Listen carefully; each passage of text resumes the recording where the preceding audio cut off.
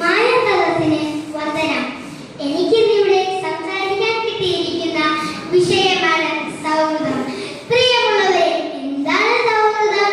മനുഷ്യന്റെ മഹത്തായ വികാരമാണ് സൗഹൃദം. സൗഹൃദം ഒരു തണലാണ്.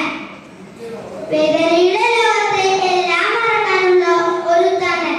ഇതെപ്പോഴും മധുരമുള്ള ഒരു ഉത്തരവാദിത്തമാണ്. ചങ്ങാതി നന്നായാൽ കണ്ണാടി വേണ്ട എന്നാണല്ലോ ചൊല്ല്. ചങ്ങാതി അഥവാ സുഹൃത്തുക്കൾ എന്നാൽ സമാന ഹൃദയമുള്ളവരെന്ന് അർത്ഥമാക്കാം.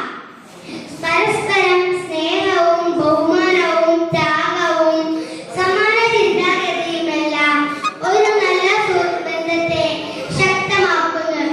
സുഹൃത്തു തന്നെയാണ് നമ്മുടെ വഴികാട്ടി, നമ്മെ തിരുത്തുന്നവർ, നമ്മുടെ ആപത്ത് ഘട്ടങ്ങളിലും സഹായിക്കുന്നവർ. നമ്മുടെ പുരാണങ്ങളിലും ചരിത്രത്തിലും മറ്റു എത്രയോ നല്ല സുഹൃത്ബന്ധത്തെ നമുക്ക് കാണാനാകും.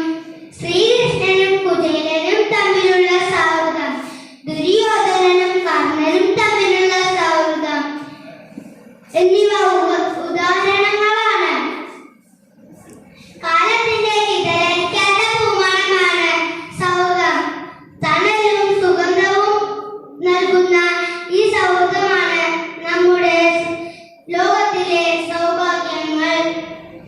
ഉറച്ച ഒരു ചങ്ങാത്തം നമ്മുടെ മനസ്സിന്റെ വൈകാരിക ക്ഷേമത്തിന് അത്യന്താപേക്ഷിതമാണ്. ഒരു നല്ല സുഹൃത്ത് വലയത്തെക്കാൾ നല്ലത് ചുരുങ്ങിയ സൗഹൃദമാണ്. ഇത്രയും പറഞ്ഞുകൊണ്ട് ഞാൻ എന്റെ വാക്കുകൾ നിർത്തുന്നു. നന്ദി, നമസ്കാരം.